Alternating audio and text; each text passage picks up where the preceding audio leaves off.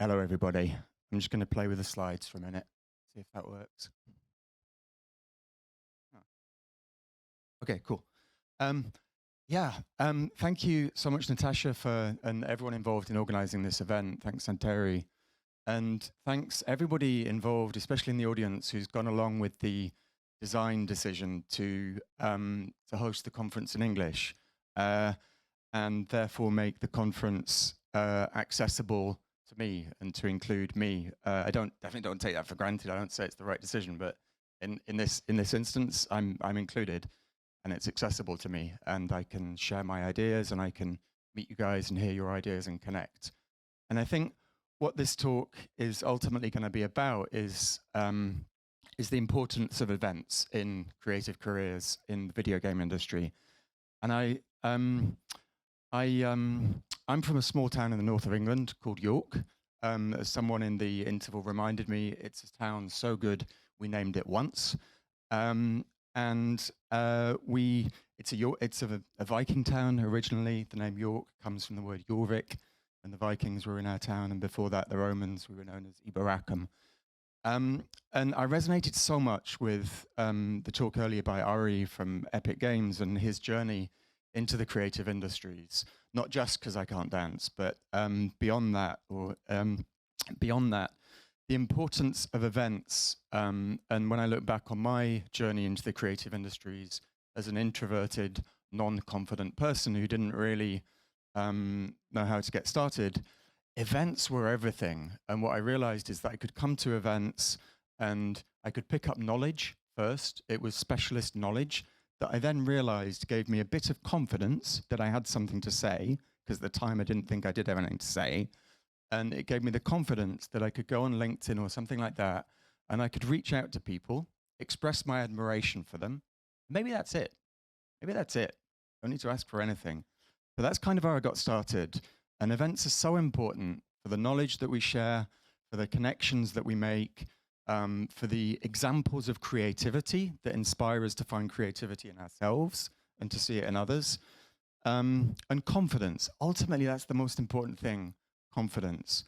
And I just want you to think for a moment how this event would work for a blind video game player in the north of Finland. How would they become aware of this event? How would they feel the welcome mat being rolled out to them? How would they find someone to take them to the train station, to pick them up from the train station here? I'm not saying that I'm certainly not speaking for all blind people. Every blind person is different, and many, many people are independent. But typically, there are challenges in terms of basic mobility and transport and so on. And then when they get there, navigating independently, if you imagine a conference like Pocket Gamer Helsinki with 3 different tracks, making the most of that event, leaving a track when it gets boring or when you need the toilet, looking out for a speaker. And the simplest way of saying it is, how do you network when you can't see who's in the room? So that was just bringing this talk into context and the shortest version of why we're here. But the title of this talk is a bit of a mouthful: Art, Advocacy, Accessibility. And that's really just a reference to the fact that our belief is that art changes people and people change the world. And our particular vision of change in the world is partly focused on blind accessibility of games. And I would love to give a quick shout out to someone in the audience, Yasmin, whose game PAX Day, I think, is coming out soon. There's a phenomenal presentation, again in Finnish Games Week, as part of Pocket Gamer Connects Helsinki. Took place yesterday. I really hope it will be available online, where they presented the accessibility features of a really ambitious, really fun sounding MMO called PAX Day. And what's really special about this is it's taken already world-leading accessibility techniques taken from The Last of Us 2 in terms of making an ambitious, creatively interesting game accessible to someone with no vision at all. And they've added to it with some really extraordinary features that are just so spot on, I can't tell you.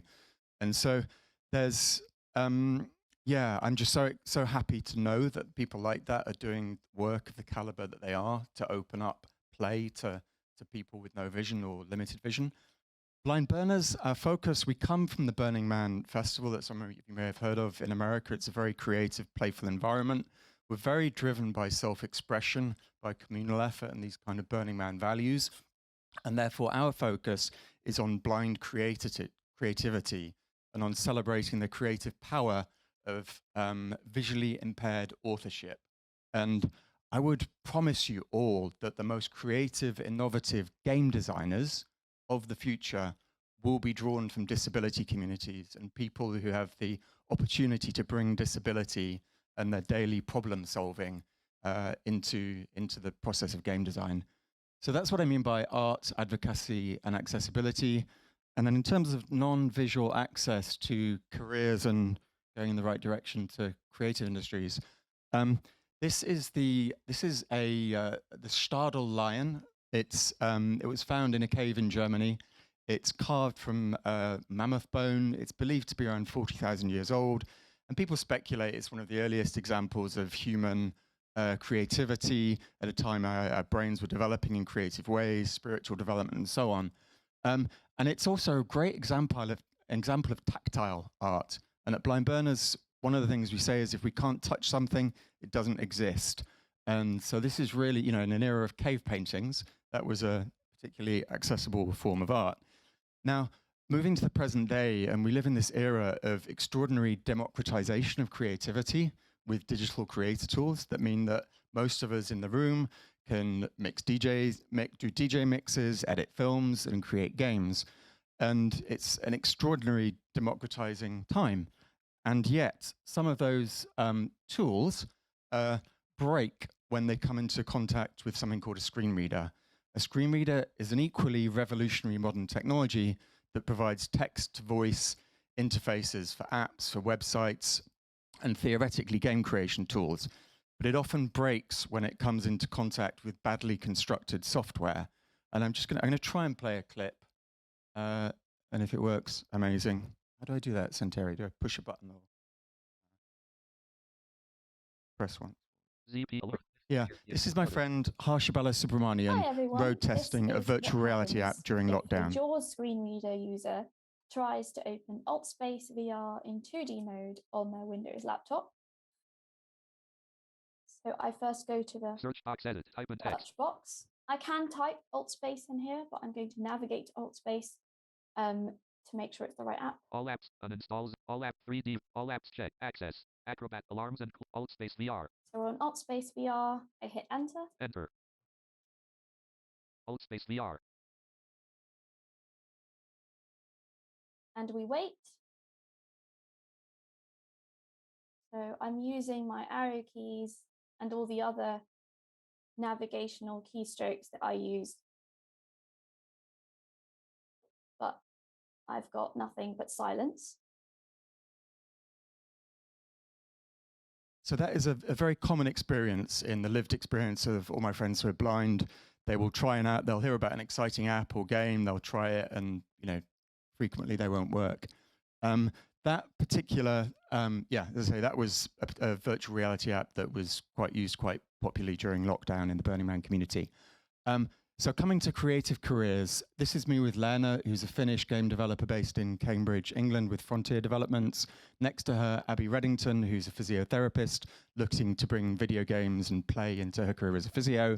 And on the right, Mikey Starovoitov, a senior 3D artist. Abby and Mikey are both blind. Mikey has some vision. Mikey uses a cane to get around. Abby has a guide dog. And this is us in Brighton, England, 2 years ago at the start of Develop Brighton. It's the second year that we'd organised a delegation of blind video game players there. That's us at the start. About 2 months before that, we'd all met online. We'd got to know each other. We'd asked everyone had answered basic questions like what are your favorite games, kind of icebreakers like that to start building the community. And then we'd all shared quite vulnerably what our goals were, what we'd do if there were no barriers. And then we'd shared all our barriers, whether they were accessibility, financial, and regional. And then we've gone through ahead of time, and then we pair 8 sighted developers with 8 blind gamers who are either working in the industry or who want to get in the industry. And what we found is there are very few blind gamers working in the industry. And then we come to do Develop. and we spend 3 or 4 days together. We get a flat that we share. We spend lots of time together, and we do networking. And we really, we get the knowledge, but really, as I said earlier, it's about the connections and building each other's confidence. So, oh.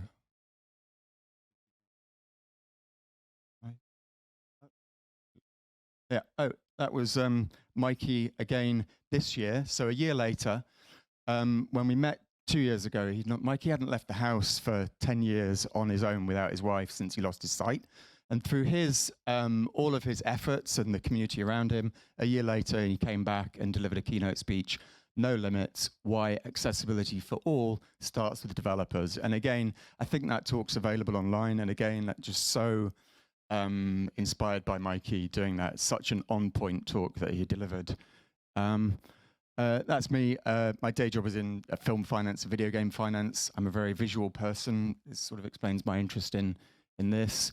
And Blind Burners, our organization, we're lots of things. Most specifically, we're a UK non-profit, and we're an activist strategy to catalyze change in the game industry. We are also, I would say, we began as a circle of friends, and we've expanded from that, and I think that's really important. We're a camp at Burning Man, and we're a series of art projects, and all of it, it's a bit all over the place, but it works, and that's kind of the fire that drives us and gives us our power.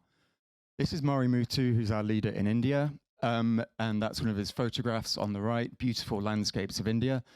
Mari Muthu is a beautiful soul. I hope you will meet him when he comes to Europe. He's doing his doctorate in depictions of blindness in apocalyptic fiction. He knows more about stand-up comedy than anyone I know. And in 2020, when I was looking to meet more blind gamers around the world, I found this post, which is him ranting, as he would put it, about the paucity of video games that he could play on his Android mobile phone. So 30 minutes later, he joined our Burning Man camp. And virtual reality, as we saw earlier, wasn't even minimally accessible. A blind person couldn't even get through the door, let alone explore the world. So our response to that was we built our own complex, beautiful art gallery showcasing art and photography by blind artists. You can navigate it visually, or you can also navigate it through sound by following a treasure hunt of musical ear cons and audio descriptions of the photographs. Doing that project got the attention of Burning Man, also got the attention of Microsoft, who I have to credit with responding with great openness and humbleness. And we spent a couple of years giving presentations to their senior leadership team. And that's what I mean really by art changes people, and people, change the world. And in the future, we will cook up another creative project, and we will continue with that path. But what we realized, that's Mari Muthu in front of his photographs. That's Mari Muthu's avatar, challenging the quite prevalent assumption that blind people might not be interested in their visual representations, which is completely untrue. This is Harsha Balasubramanian, whose thinking shapes a lot of what we do. For a while, we hosted lots of VR meetups in London, focused on providing access to virtual reality to people who are blind, and we did that by providing live audio description with the visuals broadcast to a screen so that the actor could. Oh gosh, that's a video. I don't know if we've got time to play it really, but briefly, just to give some stats. The stat at the top's completely wrong. I wrote it wrong. It should say in the UK, 1 in 4 blind people experiencing sight loss is employed. So 3 in 4 blind people in the UK are unemployed, which is a horrendous statistic. We did our own really small survey a couple of years ago. It was really small. We asked 9 blind gamers various questions. We found them through the Royal National Institute of the Blind. We said, do you have experience of working in the games industry? 100% said no. We asked if training and career paths were more accessible, would you be interested in a career in games? 44% said they would. And that kind of got us, bringing us back to these events and what we're trying to do here. And as I said at the beginning, on reflection, the things that are important are knowledge, connections, creativity, and confidence. And that's what we're really all about sharing. So just some brief images. This is develop. It's just, the slides can have lots of really rich, dense, complex visual information. How does that translate if you can't see it? And, it's ideally getting the slides in advance, ideally the slides being screen reader accessible, having alt text, et cetera, and having someone with you who will ask, would you like me to describe this to you? What would you like me to describe? because everyone, if you met one blind person, you met one blind person. Some people love detail. Some people really couldn't give a shit what what the visual things are. This a blurry picture. This is us arriving at the train station. Not sure where I put that in there. Connections. So a really busy room. Ironically, this is a party for a wonderful accessibility charity at Develop. And ironically, it's completely inaccessible. It's so busy. Half our group left because it was overstimulus and they just were overstimulated. And the other half were like, well, we can't hear and we need to hear people to be able to network. It's horrendous. But how so we'll have words with, we'll have words with the organizers. But how we navigate that is we have our crew. We build our community. We go around together. We look out for each other. The guy in the middle is Reverend B. Atwell. He's a rapper and a rock star in a band called the Alabama 3. He's quite loud. He takes up quite a lot of space. And he comes along and does introductions. You've got the chap on the left works for the Royal National Institute for the Blind. Chap next to him is Matt Alcock, a renowned blind streamer. He streams as the Wobbly Gamer. He's partially sighted himself, but does a lot to introduce people. So that's how we do it. And where are we? Yeah, more shots of us networking. The bald lad on the left is a wonderful, used to be a violin maker. He's called Paul. He used to make violins and he's retraining as a sound designer. He's one of our guides and he's obviously he's getting a lot out of it and he's just contributing so much. These are a mix of our guides and our participants. There are people in there who, on the right, you've got Talia, who's a voice director. She brought something completely new to our group this year.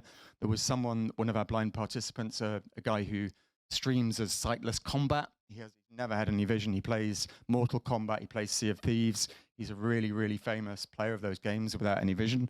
And he'd expressed to us in our preparation for the event that he was interested in doing some work as a voice in video games, which is one of those maybe non-obvious career paths. But for someone who's blind, actually, yeah, that would be fun.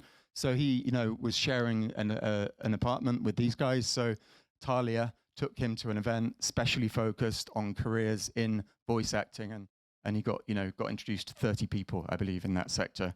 So that's kind of how we approach connections. Talia again with Stephen, who's a senior technical designer for builder Rocket Boy, who had a real big breakthrough for us with. I'm going to go back if I can. The chap third from the left with Game Over on his t-shirt. His name is Craig Brett. He's a senior software in fintech. And if it weren't for the fact that Unity and Unreal Engine, and with great love to Ari, and it's a fantastic company, those tools are not accessible to screen reader users. And so it's Craig, bless him, for 3 years now, has continued to come at my invitation to these events and to bang his head against the wall. And to effectively, because the industry is not making its tools accessible, because in their view, they've never, I can't tell you how often on the trade show floors, I'm told, oh, we haven't thought about making accessible to someone blind because they've never asked us. So Craig, bless him, is giving his time to come to our industry and say to people, hey, I'm blind, I want to use your tools, I want to make a game, what you can do. And Stephen, back to the guide, had, after 3 years of me kind of saying, let's try and find some roles that are open to Craig, who does use accessible tools that have allowed him to rise to the top of the fintech industry. And he found that there is a subset of roles that don't need you to log into the Unity editor. And so again, we're slowly, step by step, opening up to career paths. Confidence, yeah. After doing this project for 3 years in the UK, we really realized that confidence is the heart of everything. When we do these preparatory calls where we all kind of shed our skins a bit, all of us, it's just about confidence. And so I think increasingly we're trying to build a support structure around our community where we support each other and where we bring in mentors to help people to build the confidence and to get out of our own way.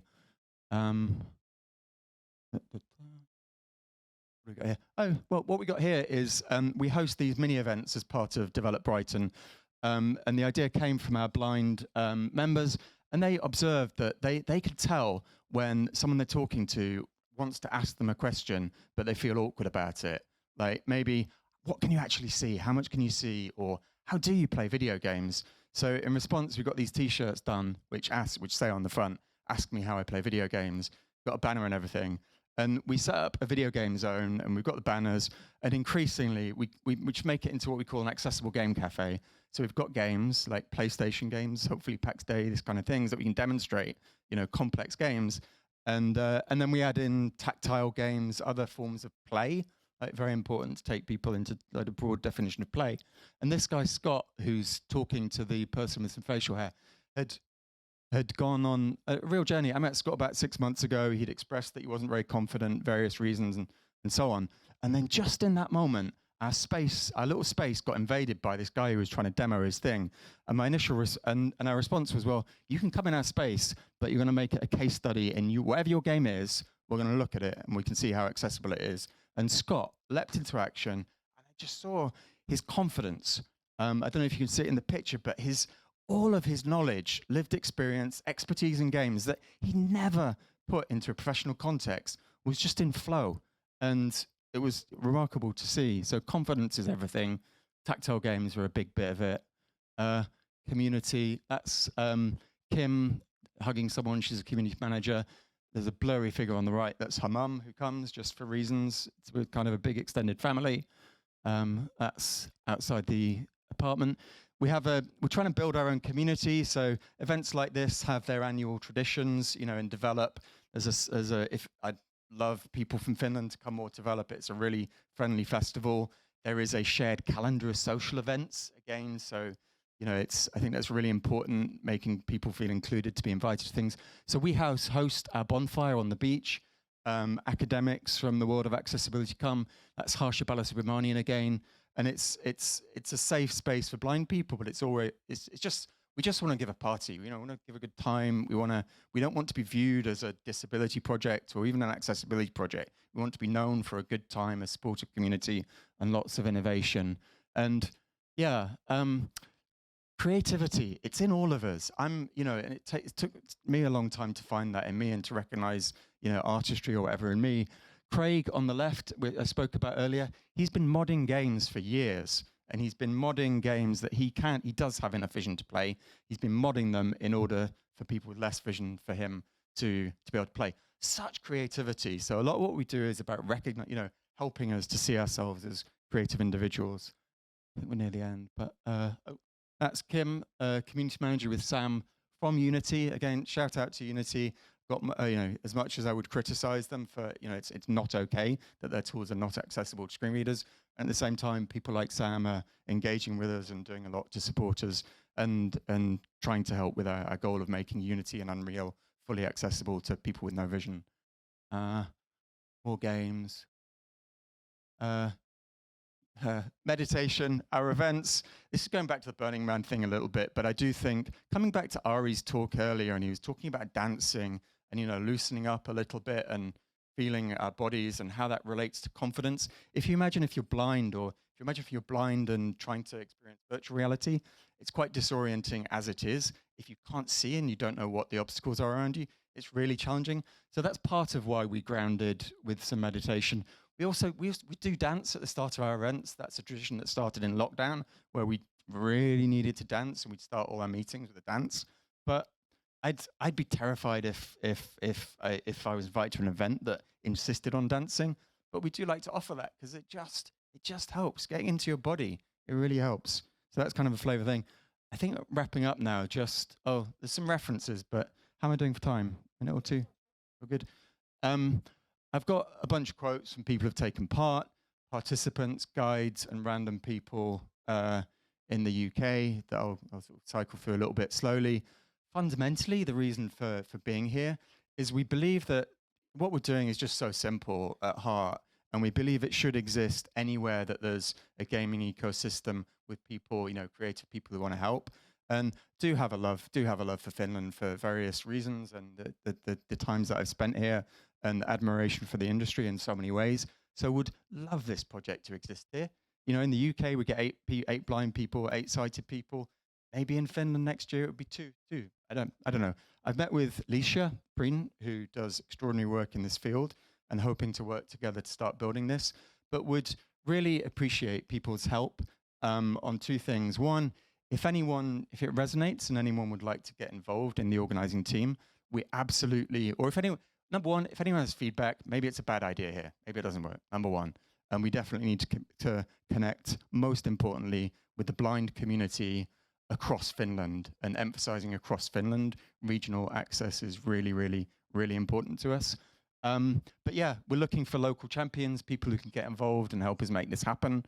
And fundamentally looking to connect with those blind gamers. They're here in Finland.